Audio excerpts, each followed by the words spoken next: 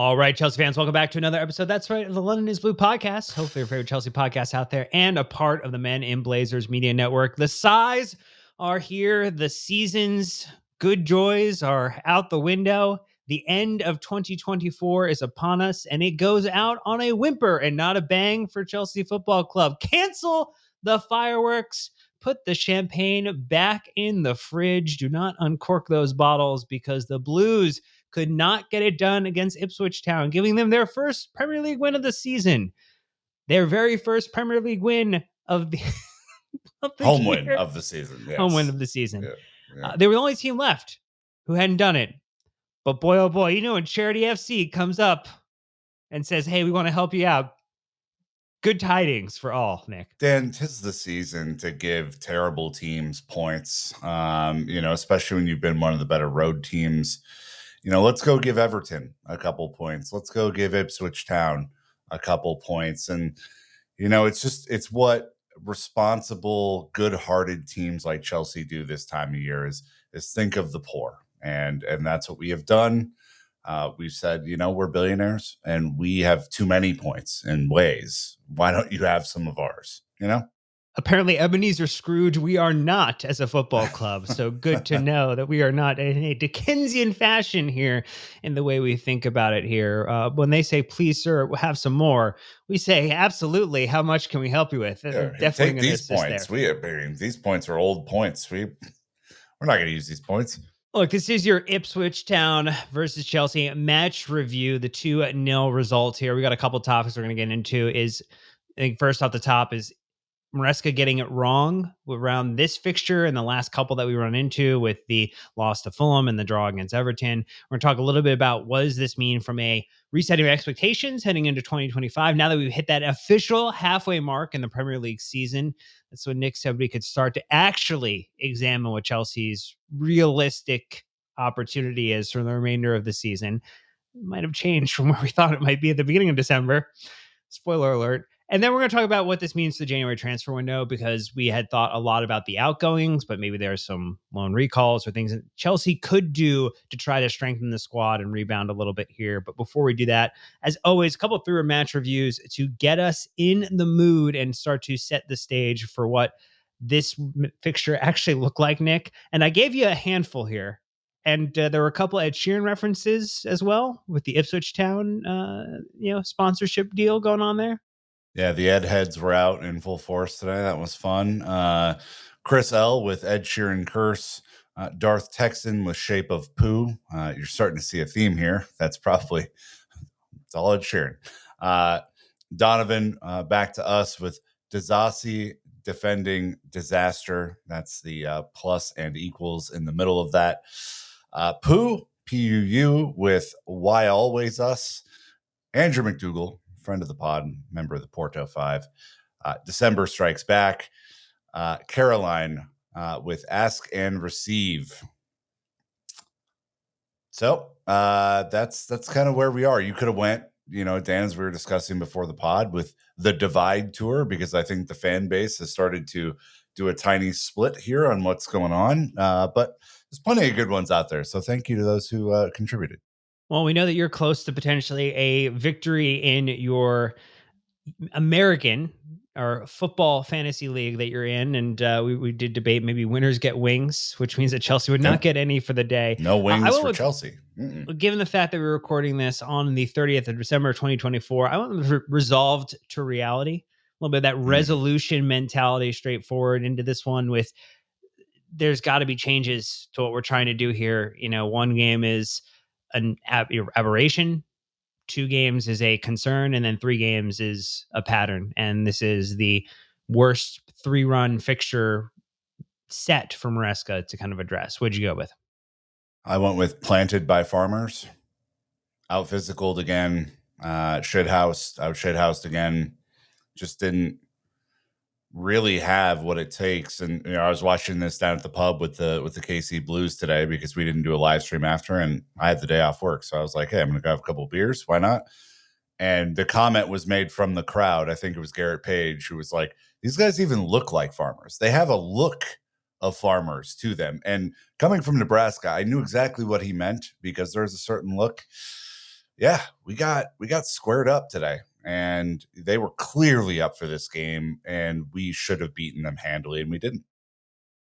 Well, let's take that right in there. So, question is did Maresca get it wrong again? And I think the again is coming off the back of this is a 2-0 loss to Ipswich away. It was a 2-1 loss to Fulham at home on the 26th Boxing Day. And then our fixture before Christmas, the 0-0 draw to Everton away, which I think maybe on the day felt better considering the fact that that has been a very tough fixture for Chelsea over the years. And so I think over this 3-run set of games, you would have expected 6 to 7 points for this grouping here. I think 6 is maybe the floor with a weird loss to one of these teams because that is kind of where Chelsea has been, but not to walk away with 1 point out of these 3 games, not to have conceded 4 goals and only scored one. I mean, this is also the first set of back-to-back losses, in the Premier League and under Enzo Maresca at Chelsea. I mean, some of the comments after the game, Nick, I'll throw a couple at you and then get your response here. Maresca going with the just comments on the actual defeat. Said it was a bit strange of a game in terms of how I think we created many chances first half. Early in the second, we created some chances again. The second goal killed the game. He said we expected this kind of moment in the season. This type of moment is almost impossible to have a season without this. Not anyone in this room expected us to be where we are. He went on to kind of talk a little bit more about just the fact that we have maybe overachieved or been ahead of schedule relative to where maybe some people thought we would have been. And then he followed up by saying it also shows how far we are from competing, consistency, and being there with the best teams in England. We have to be satisfied where we are, but we need to improve. So just maybe your reaction to how Maresca is talking about and framing this loss, and then we can kind of talk about maybe just the incidents of the game that kind of changed it, and then like our thoughts on just Maresca's overall strategy. Well, I mean, I think the bigger picture is when we looked at the beginning of December and we had this favorable run of matches, right? And all the way through Palace, really, which, will come up next. I thought that the minimum expectation would be 26 out of 30 points, right? Um, that's clearly not going to happen. We're now kind of trending towards 22. Eight points dropped. In this setting, right? 3 today, 3 on Boxing Day, 2 against Everton. That's a tough, sort of a moment to be in. We're clearly, I mean, I think whereas earlier in the season, we were, overperforming on XG and really, finishing incredibly well. The finishing has dropped in quality and just general style of play over this period. I think it's been really tough. And it's the moment if you're a person like me who is looking at the entire length of the year, I agree with Maresca that there are going to be moments like this. Mama said there will be days like this, right? You're going to go and have dips. I mean, Liverpool will eventually have a dip. Arsenal have already had a dip. We haven't really had a dip until this moment. We've had blips, but not dips. And I think that this, once we level out, will be pretty much where we are through the end of the season. I think we started on a massive high. Teams didn't really know how to play us. They didn't have a ton of game film to analyze of ours under Maresca. We were healthy, all this sort of stuff. Now there's a ton of game film. Now teams know how they want to play. Now they know they can kind of bully us if they want to because we don't have a ton of graft or steel in the team or as much as we want. And the injuries have started to catch up with us pretty significantly. And, all these things happen in a Premier League season. That's why it's the hardest thing to do is win the Premier League. You can go on a run in the Champions League, as we've seen, ourselves do and others do, right? Where you catch fire and you pound through a tournament like that. I think he's right. I think we're in this moment. I think it's also why he was hesitant to get into the, are we in a title charge commentary that, we've kind of playfully bantered about the last few weeks. We are not in a title charge. Stop that. This team has so much work to do. It has a lot of personnel to figure out. It has a lot of play style to evolve into through the end of the year. And I think you look at this now, Dan, and the conversation should shift from, wow, look how amazing everything is, to what are the practical things that we need to do to make top four? That is now the priority. Before we get into that, so I think the one thing I would kind of say to Maresca's point about some of the game changing with the second goal, I think actually there were three things that I would point to. Mm-hmm. One, the penalty, the offside, and then the second goal as being the kind of three major incidents that really killed off, I would say, the excitement and enthusiasm for the game. I just want to put it out there. Phenomenal acting job. I mean, the Oscar nominations will be coming out very, very soon. Very soft, oversold penalty that VAR awarded after the fact there. Jorgensen, I mean, look, it's just as a goalkeeper, you shouldn't be touching the guy in general. So, like, I mean, unfortunate element there to have it cast that way. But like, that was the softest penalty I think I've seen given this season, at least against Chelsea. The offside, I would say, is one of those scenarios where if you need the CSI team to come in and start taking a look at the scene, you probably should have just gone back in time and awarded the goal and then allowed the game to kind of continue and play on. And look, Joao Felix, like, his shadow was in line with the other person's shadow, trailing him. Like, and he's, I cannot get beyond how dumb that element of time was.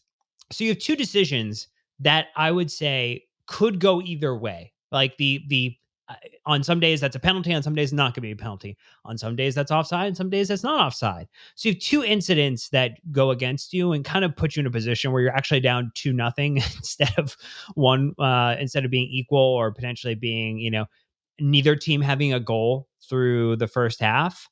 And then the second goal killed it off. But I think those two incidents definitely changed the shape of the game. And those are things that are out of Enzo Maresca and out of the team's, control. Yeah, in reality, we gave up one goal today, right? I mean, that was an actual goal. And that was through pure silliness and stupidity, and complacency, I would say. Maybe not stupidity. Stupidity is the wrong word. Complacency is the right word. The penalty is never a penalty. I saw so much commentary on Twitter. I don't know if you saw the same, where it's like, well, once it's called on the field, it's really hard to overturn. It's like, that's why you have the fucking VAR, to overturn it. If not for that, why? What else are you supposed to do with VAR? If you see that the guy clearly plays a bad touch to try and get around Jorgensen, who's out, Jorgensen pulls his arms back as to not make super important contact with the ball or the player. And the maximum that I would give you, if you're an Ipswich Town fan, is that there is some slight contact on the leg, like after he's already passed Jorgensen, but the ball's out of bounds at that point. So, like, it's not as if there's anything that, would make that decision correct. It's the wrong call. And they looked at it for 2 seconds, and then they looked at the offside for about 45 minutes. And the right thing in my mind is that neither one should have been a goal, right? Yeah. I'm cool if you want to give Felix. I think Felix was offside. If it were me, I probably would have given that offside. I'm fine with that. It is what it is.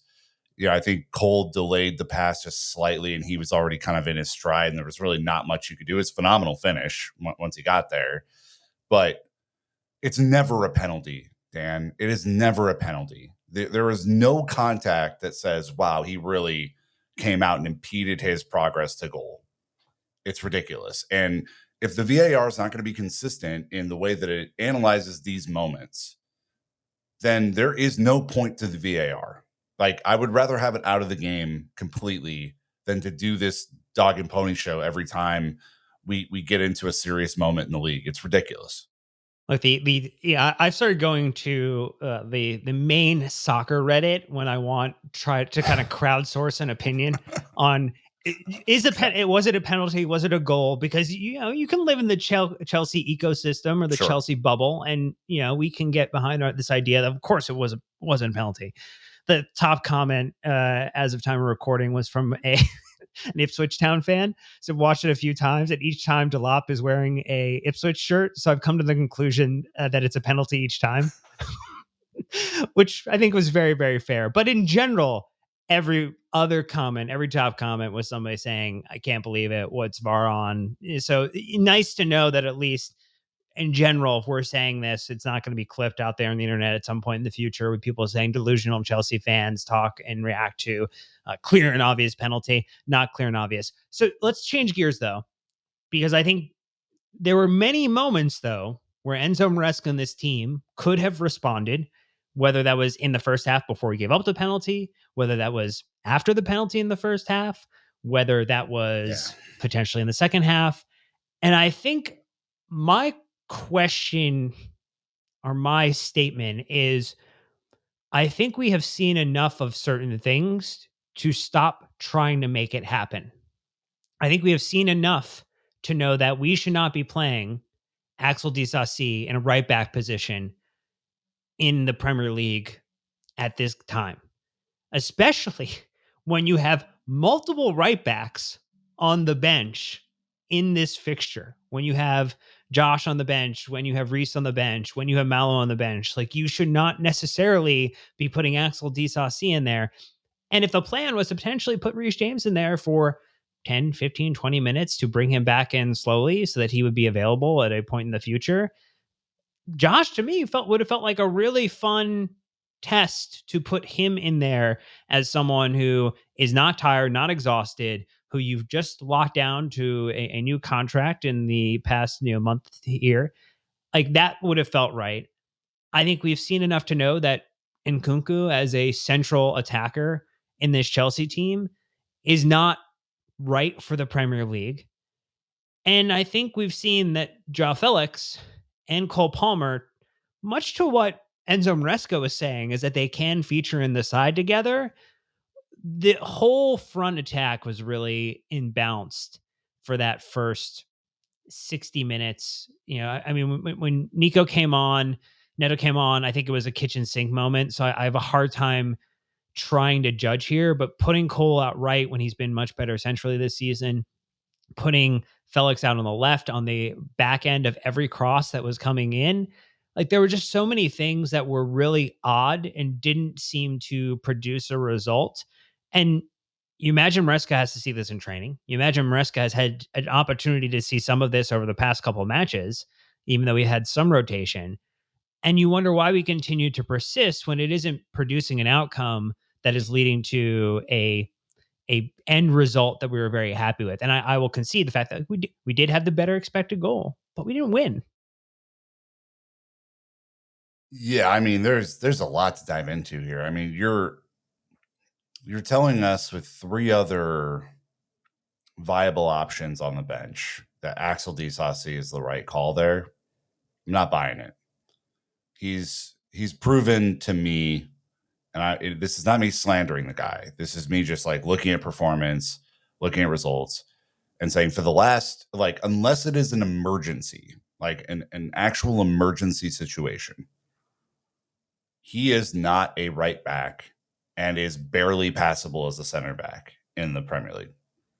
I think there is some real, there's some real school of thought out there that on set pieces and on offensive opportunities, whether those be free kicks or corners, that defensively and offensively, he's a valuable weapon there.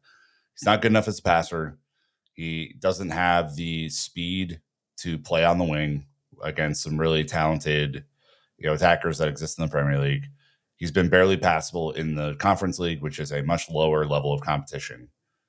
And he's a guy that's rumored to go in January. All of these things that I just said should factor into you saying, as Enzo Maresca, I have a healthy Malo Gusto, who I have been critical of myself in the way that he's played this year. but it's certainly a right back if you want a right back, or you have Josh. And if not against Ipswich Town, a very bottom dweller of the Premier League, then When? when? I mean, either one of those options would have been superior to Axel Disasi. If you want to give Tosin a day off and throw Disasi in at center back, it's not my favorite move, but like he's not a right back, man.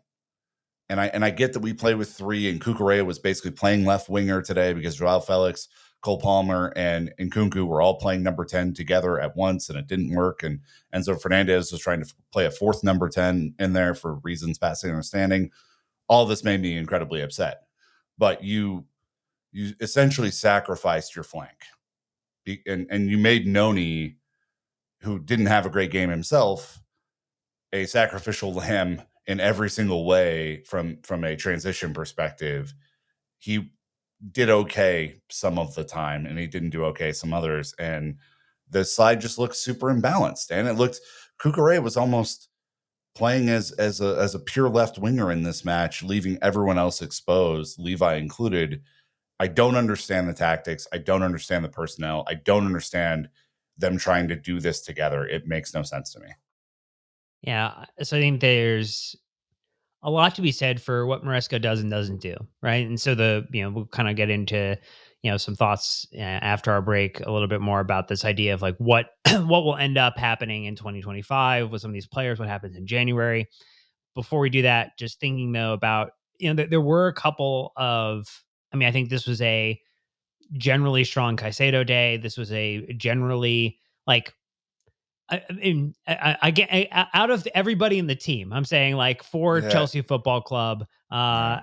outside of the Ipswich keeper, who clearly was the hero of the day of Walton, and then I think Hutchinson having a pretty good day against his former club. In general, that Palmer unlucky to not have probably a brace in this one. Like I feel like he off the post for one, and then a shot that forced a really good save out of Walton. It felt like he was probably the most likely. And then the Nkunku, follow up to the Palmer post hit, which should have been a goal. Like harder Yeah. to Has get to it into score. the keeper's hands versus Has to to. get it into the back of the net. And so I think plenty of things there again where this could have gone a different way, even with the imbalanced personnel. But the imbalanced personnel just makes it more challenging when things are not going well and you're not getting any of the lucky breaks. Here's the thing that I don't understand. Cucurella is supposed to be your inverted player, right? And I know that the traditional inverted left back, right back has not really been the way that we're playing. We're forcing the fullbacks higher. We're tracking back with the wingers. We're trying to offset some of the gambles. I get it. What Cucurella is being asked to do right now is what Malo Gusto should be asked to do. And what Malo Gusto is being asked to do is what Cucurella should be asked to do. I don't understand why you're trying to fit square pegs into round holes. Cucurella is not an offensive threat in the same way that Malo Gusto is. Malo Gusto is not a defensive cover in the same way that Cucurella is. You're basically making Moises Caicedo the lone midfielder responsible for covering all things in transition. He struggled today. And your idea is with Felix and Nkunku and even Enzo joining the attack, which we've seen some success with, to be fair, that we're trying to take the heat off of Palmer because they're boxing him in. Like you saw that with Ipswich, you saw that with Everton, you saw that with Fulham. They're going to put so many guys around Palmer and make him beat you because the other guys aren't delivering. And frankly, for the last three matches, that has worked. We have not delivered. What is going on here? Like I can't be the only one who's seeing this. I get if you're trying to throw the opposition off or you're trying to give them something different to look at, but surely playing your players to their strengths would be the ideal scenario and not forcing folks with different skill sets to do these jobs. Because the other thing that I would tell you, Dan, is if you're going to ask Cucurella to do this, you have Ben Chilwell on the fucking team, who's a winger wingback who could be doing this job much better. I don't Well, for how much get it. longer is the real question. Well, that's the Look, point, though. Like, what yeah, is that? I don't get it. Look, if you're wanting to do a fun exercise from home and you're not already mad enough from this game, take a look at the heat maps for Cole Palmer, for Joao Felix, and for Christopher Nkunku, and look at how their hottest spots are all generally overlapping in this fixture, which tells you we were not doing a good job of getting the players dispersed appropriately, taking advantage of space, moving the ball quickly enough to really take advantage of this side, balls over the top, things of that nature that a team playing a lower block would potentially be susceptible to. But we're going to get an ad break in. When we come back, we are going to talk about how this changes a little bit of our expectation for 2025 for the 24-25 Chelsea men's team season. So stay tuned. We'll be right back. All right, Nick, off the top, as we talk about resetting the expectation for 2025 and what we think this Chelsea team can accomplish, I'm going to hit you with the stat that as of game week 16, remember we are in game week 19 right now in the Premier League, so it's 3 games. Chelsea were 11 points clear of Newcastle and were 9 points clear of 6th place. As of today, Chelsea are in 4th position in the Premier League, 35 points. A1 Newcastle in 5th place is only 3 points behind us on 32. 6th place Man City is on 31 points, 4 points behind us at this time. And we are now 2 points behind 3rd position of Arsenal, who still have a game to play at time of recording. And Nottingham Forest sits 2nd in the Premier League table at 37 points. We are 2 points behind them. And look, Liverpool is just running away with it. So we're going to stop talking about them on this podcast because it hurts my soul. So just maybe thinking about that, where are you now from an expectation standpoint for where this team can hit this season, absent of what will happen in January, which we'll talk about later? I think, if it's just a string of tough results and it doesn't morph into something more long term than a few matches, this is not the end of the world. You can certainly get out of the mud and advance up the table. We're not in a title race, and that's not me joking. This is me being incredibly serious. We are 10 points off of Liverpool with they have a game in hand on us. So just stop, please, for the love of God. Stop saying it. It's fine. We were never supposed to be there anyway, and I'm cool with us focusing on the real task at hand. What's dangerous about where we are, Dan, is I wanted us to stay above the fray. Right. I wanted us to stay, and we still can. We're only 2 points off of where Forest is in second, who have been grossly overachieving and have been doing a great job. But I think at some point that they'll gravitate back to the mean a little bit. We have to stay above the Newcastles, the Man Cities, the Bournemouths, who are all within 5 points, Fulham within 6 points, Villa within 6 points. A couple more bad results and you could be down in 9th.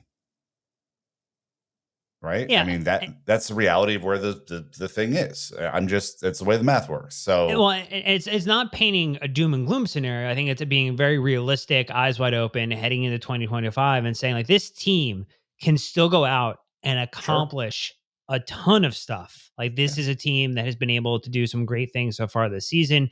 10 wins, 5 draws, 4 losses. I mean, 2 of those losses coming in our last 2 games. Again, is this just a pattern or a trend that we can break out of and change our fate heading into 2025? I mean, those first run of fixtures, in Morecambe coming up in the FA Cup 3rd round, you have Palace and Bournemouth as our 2 kind of first fixtures in the Premier League. And then you have Wolves, City, West Ham, which brings us to the beginning of February.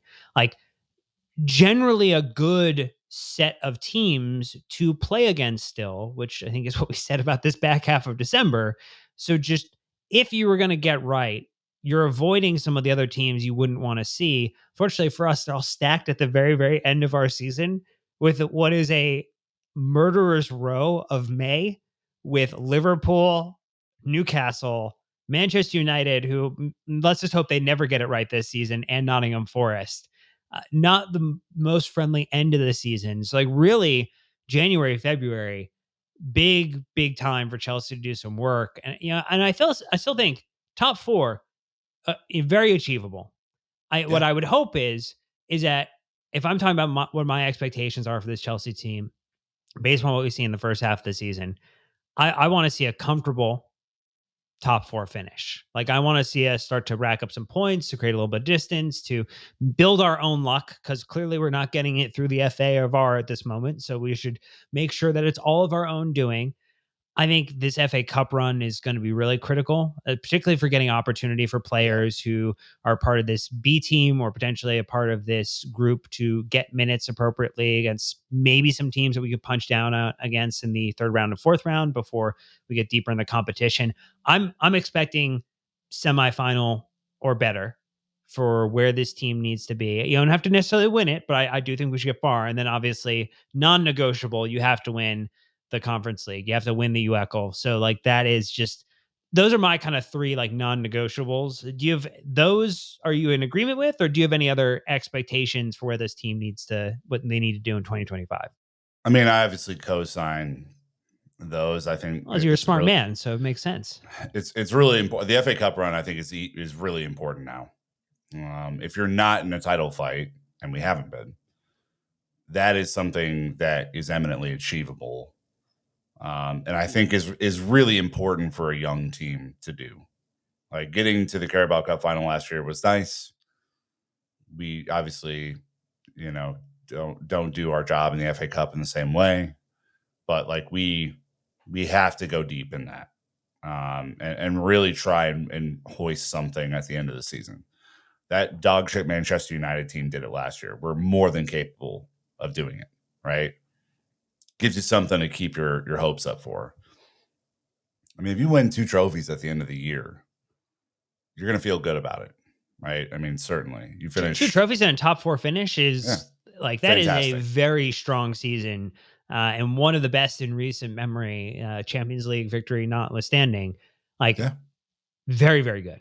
But what I really want to see, like the one thing that I am like most concerned and or find the most opportunity in, however you want to frame it for your own brain, I want to see this team develop consistency, right? Consistency in approach, consistency in performances, right? I don't want to see low sixes on SofaScore.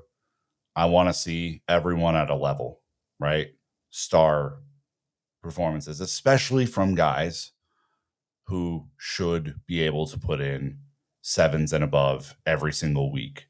They're not playing every game, right? You know, for your Axel Disassis to come in on full rest and not be able to do anything when the rest of the guys have been running. Madueke, same, right? Like we need consistency in this team. You want to do something, you need to develop this team, the team's approach, the mentality, the training, everything, and it needs to show itself in these matches, in the matches that matter. Because you mentioned this earlier, Dan. Like the end of the season is going to be tough. I don't know if all those teams are going to be as good or as bad as they are right now. Right? It's impossible to know that. But the fixtures throughout December have been the easiest that we're going to have in any sort of stretch. And so now that is basically over, you got to go to war against all the rest of these good teams that are going to be in the top 10, basically. I mean, Brighton goes and takes a point against Villa today, right? Like they're 10th. They're only 8 points back from us, and we smacked them earlier this season.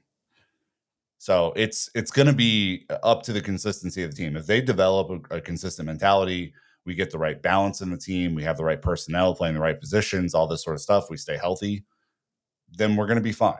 If we do not do that, watch out.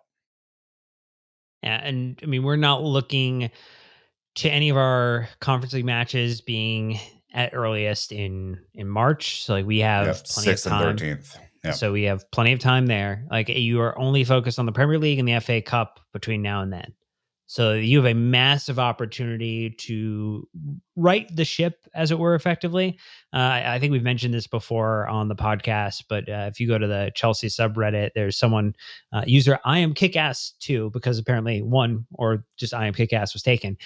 They do a head-to-head comparison of like last year's fixtures to this year's fixtures. And I mean, like there are, continued things where it's like, hey, West Ham away last season, we lost. We won now. So it's like +3 on the kind of improvement term from a points perspective.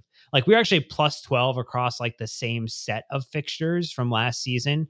So like generally, like there's a lot of positive still and things to kind of keep in mind. Like if I'm starting to think about New Year's resolutions though, on December 30th, not for myself, but for Chelsea Football Club, because I'm not going to task myself with anything important to do. I'm going to task them with something to do.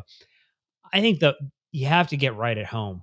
Like the home form has been really, really unfortunate. And you still get to host Liverpool at home this season. You get Spurs at home this season, which reminder, we'll be there for that match. Right. And, I'm not going to promise a win. That would be a terrible idea right now in the back of two Nope. losses. But you should join us for that trip. Links are in the description. We'd love to have you with us. You have an opportunity to do the double against Bournemouth this season and pick up full 6 points instead of the 4 that you had last season. You had the opportunity to beat Wolves at home in this next run of fixtures, which would be +6 points over last season when we lost them both times we played them. You get to host Everton at home. You still get to have Leicester at home. You still have Southampton at home. So you have a bunch of extremely winnable, extremely favorable home fixtures for the back half of the season. I mean, now it does mean we have to go to City away. We have to go to Arsenal away. We have to go to Newcastle away in the league. Like, so our away fixtures on the back half of the season, maybe not as kind as they were in the front half. So like that, maybe we're going to start to see some shifting, but you have to capitalize on these home fixtures. Like I would love to see, draw a win versus Liverpool. I would love to see a win versus Spurs. I would love to see, Newcastle Manchester United and West Ham United be wins for this Chelsea team like they were last season. Get right at home and then take what you need away. I think I have 2 things that I would throw Okay. at them. The first thing is January is now a day away. But as you're listening to this podcast, you need to get the squad right in the window. That means departures for those who don't want to be here and don't want to be a part of the system. Those might be shocking to some. Those might not be shocking to some. But if you do not want to be here, we will help you out. Right? But I only want guys who want to be here. And if you don't want to be here and you're a star player on big wages, I got a bunch of academy kids who are more than happy to take those minutes. And I do not care. Like, I don't think the level would drop so significantly that we'd just be like, oh my God, what are we going to do?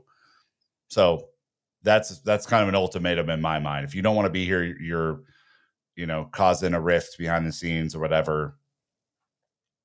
Thank you for your service. We'll try and find a solution for you. You got to get the balance right. You got to find a midfielder who can spell Caicedo, because the minute he gets hurt, we're screwed. And then for me, I want to see this team, unlike last year. I want to see this team, not just Cole Palmer, not just in spurts Nico Jackson, not just in spurts Caicedo and Enzo. I want to see the team collectively raise their level to meet the challenges ahead. Right? I do not want to go into Manchester City, who will not be in the same dark spot that they are by the time we play them, because that's not the way that it works for us. I do not want to go there thinking, oh man, we're going to get creamed today. I want to go there thinking, oh, we got a shot at this. Like, we're going to raise our level to meet that moment. We're going to raise our level at home against Liverpool, right? Not because we're going to beat them to the title, but because I want to beat them, period. We haven't beat them in a long time. I want to beat the shit out of them. Like, I want us to raise the level. Maresca has to do part of that job, but the players also have to take that responsibility. And, after a little blip like this, it can be a reminder you're not there yet. Oh, well, didn't we say this was a dip and not a blip?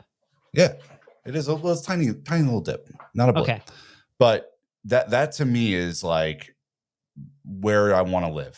Like, If this team consistently goes out, Dan, and raises their level and just barely misses it, but you see the evolution of the group together and you see the young guys step up and all this sort of stuff, it'll be hard to complain about that, right? It really will be. And I know I can get negative at times, but if I see that, I see something that you can build on. If you don't see that, that's going to be hard.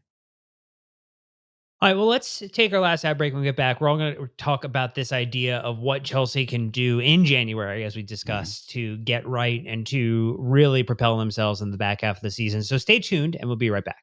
Nick, it's your favorite time of the year, the January transfer window. Cannot wait. The worst time of the year to do business, Dan. It's here. We did it. Well, I mean, it's all in the eye of the beholder. It's if the seller and the buyer feel good about it, who's to say if it was a bad time to do a business? Many Great times. time to be a seller. Awesome time. Okay, well, look, I think we can agree after this set of matches, this minor dip, as we're discussing, that Chelsea might need a little extra something for this last half of the season. We have seen some of those injuries pop up that we've discussed. We know that we, are without West Fofana right now. We're without Benoit Badiashile. Reece James is only back to the bench just recently, has not played, but who knows how many minutes he'll be able to get through now and the end of the season. You have Lavia. players like Lavia who are out injured again. And so like you have positions where it doesn't feel like either we have the player or personnel that Maresca feels comfortable enough to trust them versus playing others like Axel Disasi in a right back position, or not being able to unlock or use kind of the full complement of solutions. Like, hey, when we did have Lavia, you had Moises Caicedo playing some fun right back situations, which created some really cool, situational football moments that we liked. So I think as we look at this, I mean, there's a couple of things we do know, right? So Aaron Anselmino is going to be coming to Chelsea. So he's coming to the squad from Boca Juniors. He's an Argentinian center back. So he'll be kind of joining up. To what extent that is, we don't necessarily know fully. I mean, I think it's more of the, hey, you can play in the FA Cup. Hey, maybe you'll get a chance to play in the Conference League. Maybe. If we want to register. I think just like temper your expectations for this one. This is a guy who didn't even play a full season at Boca, was injured. Yep. Came on at the end. But that was a pretty bad Boca team. Like if you listen to our South America updates, I think just temper your expectations. He is the right profile of center back. I think his skill set will eventually fit this. I don't expect a ton from him. I think a lot, maybe some youth team, and then maybe the occasional call up to the squad sort of vibes, just being honest. Yeah, and so I think the other things that have kind of started to pop up, though. I mean, we saw Colomwani was a name who's at Paris Saint-Germain. He was kind of linked, but I think when you look at the radar between him and Nico Jackson, a lot of very similar types of profiles, and it feels like you would have gone with one or the other, and you wouldn't necessarily want both in your team. As you think about striking solutions, our friend Ben Jacobs did report out that he's not necessarily in our plans. Like there is a respect for the player, but really, really more, Nico Jackson focused. And then Fabrizio Romano did also put out that, Chelsea are apparently not desperate to do any business, maybe trying to put ourselves in a position where we don't necessarily get shaken down for every dime and dollar that we have, but they are more focused on outgoings. You mentioned, we talked about Chilwell. We talked about, someone like, Cesare Casadei, someone like Chukwuemeka. Like there are players in and around this squad who are registered as a part of this Chelsea team who have not featured at all this season, who have only featured for a handful of minutes and are very unlikely to play any meaningful football between now and the end of the year, particularly if the worst happens and Chelsea gets bumped out of the FA Cup or we end our run in the Conference League early, which hopefully neither of those things happen. Like there is not a lot of game time left as we say this in the end of December, looking ahead into 2025 for 25, 30 players. And so how do you maybe start to prune this squad? So I think to your point, your resolution, I mean, how many outgoings are you hoping to see from this Chelsea team by the end of January? Outgoings absolutely need to happen. I think just for the sake of the players, more than almost anything right now. Like I don't want to see Ben Chilwell marooned on this fucking island. I think it's disgraceful. Honestly, I don't like the way he's been treated, and I don't think the way that we've played has necessarily been so out of sorts for him that he couldn't have done a job for us at any point this season. So unless he continues to remain injured, that will always puzzle me. I think that was a sending a message sort of thing from Maresca at the beginning. Chukwuemeka, obviously not going to be in the plans. So, I think with respect to him, I think just find the right loan and or sale move for him. A player that I like, a player that comes, highly recommended by everybody. Talked to Matt Law about him before, but if you're not going to play him, he has to play. He's a young player. He has to get football. Cassidy, same. A puzzling signing in retrospect. I think you're going to see quite a few of these puzzling signings. But yeah, I mean, these guys plus some guys maybe who are deserving of a half season loan who have come up through the academy. Maybe your Sams, for example, who, if they're not going to play in midfield, probably shouldn't be playing academy football, might benefit from a short-term loan. I want to see a lot of this, and I want to see it early in the window. Like, I do not want to wait till the end of January, try and figure out what the hell is going on here. Like, hopefully the sporting director has been doing their research, doing their job, making those connections since August or before, and you figure it out from there. I think for me, the question is going to be around your Nkunkus, around your Kieran Dewsbury Halls, those types. If they're Mudriks, whatever's going to happen in that scenario, like, I mean, you won't be able to resolve that until the sample B comes in. Yeah. And, at that point, I mean, just don't even think about him in the conversation. Like, I think more so the question would be is like, what do you do in terms of like, balancing out the total attacking kind of contribution, not necessarily Mudryk specifically. Yeah. So, I mean, the outgoings have to happen, but I also do think, Dan, you're talking about a team that looks threadbare in a couple of positions, despite the amount of spending, despite the misprofile of guys. Like, you cannot play Joao Felix, Nkunku, Cole Palmer, and Madueke together again. That was silly and dumb. You need wingers. You need your Sanchos. You need your Netos. You need your Maduekes to really step up. Or convert Nkunku back to a left winger if you really need to. You're threadbare at striker. So the Liam Delap, monitoring makes sense to me. He was a unit today and been really impressive, and I'm pumped for him. You need Andre Santos back from loan if you're not going to go buy a midfielder, which is what I would do. I'd just bring him back from loan. Maybe bring Leslie back as well for extra cover in the Conference League. Depending on what you do with Dewsbury Hall. And you need to really make a decision on left back. That's the other one. Center back, I don't know. I don't know how bad the injuries are. I don't know how bad the depth, analysis is. Like, if we're really tough, then maybe Anselmino or they go find someone. But like, I think you really need to think, is Vega, if we sell Chilwell or loan, whatever, is Vega good enough if Kukurea gets hurt to take 5, 6, 7 matches on the bounce by himself? And I don't think so right now, today. So those 3 positions are really, really critical.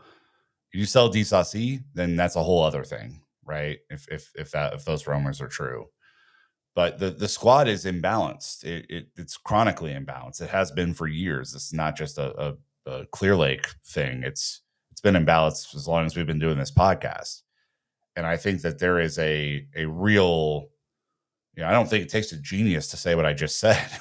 I'm not the smartest guy in the world, but like, you kind of look at the depth chart and you look at like, if a guy goes down for 7, 8 matches, like I just said, do we have someone to fill that gap in an emergency scenario that would at least get to like 80% of their output? Because that's the game we're playing. We're in the best league in the world. We're in 2 other competitions. That's what you got to have. This is not a time for testing and learning. So I don't think we do, and I think along with the sales, you have to figure out kind of how to rebalance. So maybe just go through a couple. Like, I think I get the Nkunku one. Like, I just don't think it's going to happen until the summer. like would be Agreed. my Agreed. thought. I mean, he's, 14 goals and assists across all competitions. I mean, most of those being in the Conference League, not the Premier League. Like he will continue to be the person that Maresca points to in the Conference League to go get it done, to make sure that into the back half of the season that Nico Jackson has the appropriate rest time so that he can be the number one striker choice in the Premier League for the remainder of the season. I think as much as we want another striker now, I don't know if Delap before maybe Ipswich gets relegated is the best solution. And I don't know if they're going to want to part with him. So, I mean, I think that makes, if he's the guy that you want, if he's the guy that the club have identified, I mean, how silly do we look now with maybe Duran and how well he's played? And could we have gotten Yeah. that deal done this summer? Like that, revisionist history, very, very interesting. Omarodion, same. Yeah. Yeah, I mean, definitely a couple there. When you start to look through kind of that list too, I mean, the Drafthogs one, I mean, he's on 7 goals and assists across all competitions. Like he feels like someone, if there was a loan opportunity, might be a really good individual to find or start to find a pathway for in the summer. But I mean, you're at almost your cap of international loan spots. You're it's 6 of 7 right now. So I mean, you would need to bring someone back like an Andre Santos, which would potentially put you in a position where you could take someone like Disasi, because I think even if he has a market, very hard to sell him based upon what Chelsea have paid to a lot of clubs who are, frankly, in Europe are not going to be financially able to pull off a sale in January, like a permanent sale. It would be like a loan with an obligation or a loan with, some type of contingencies where maybe it forces the sale at a certain point. So I don't know if I see a ton of players coming in. Like I think 1 to 2 would be my like 2 would be high for me in this point. I think outgoings, I would want to see 4 plus in terms of what we see heading out.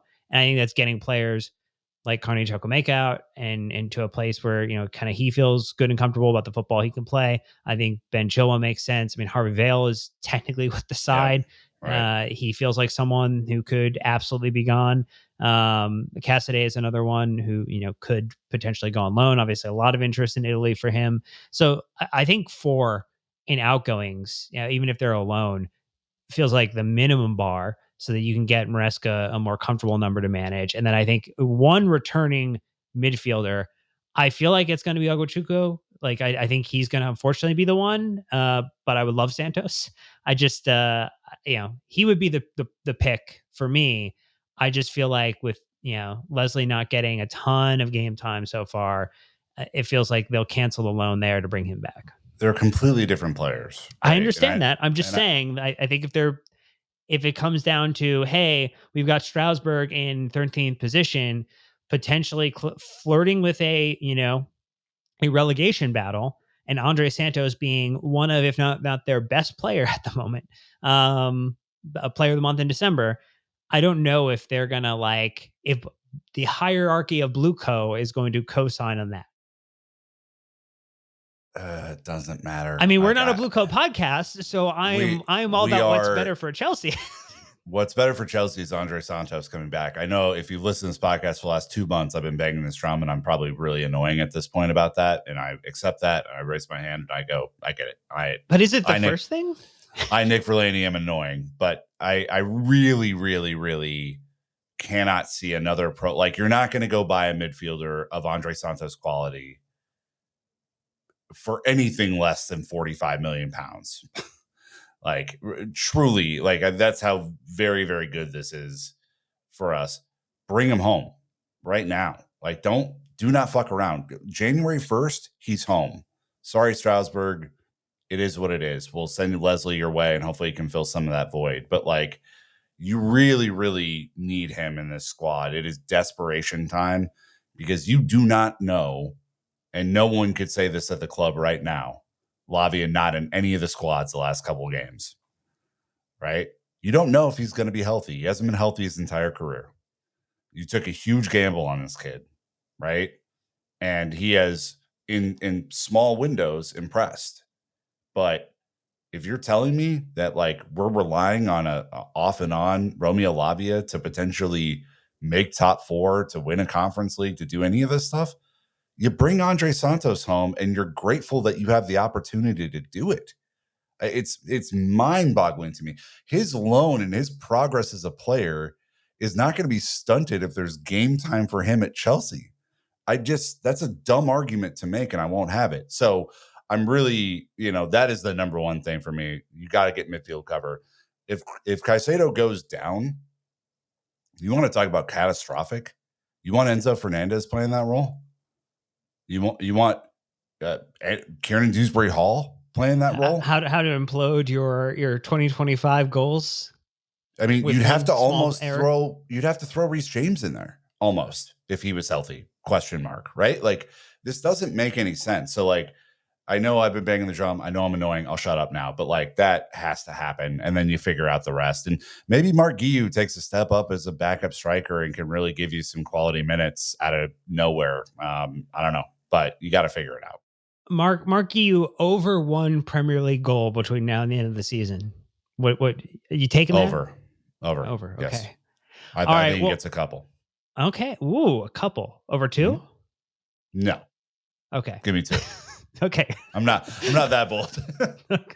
I mean, it was a fun, bold prediction. Look, those are some of our thoughts about the January transfer window. I mean, Chelsea obviously has a ton of business to do. We've got our good friend Matt Law coming back multiple times over January to discuss what Chelsea will be up to. But look, that's going to do it. The last podcast of 2024 from your friends at London's Blue Podcast. Unfortunately, discussing a loss against Ipswich, amongst other things. But hopefully you have a wonderful New Year's Eve. You've got a great start to New Year's and New Year's Day, and we will see you in 2025. But until next time, Chelsea fans, you know what to do.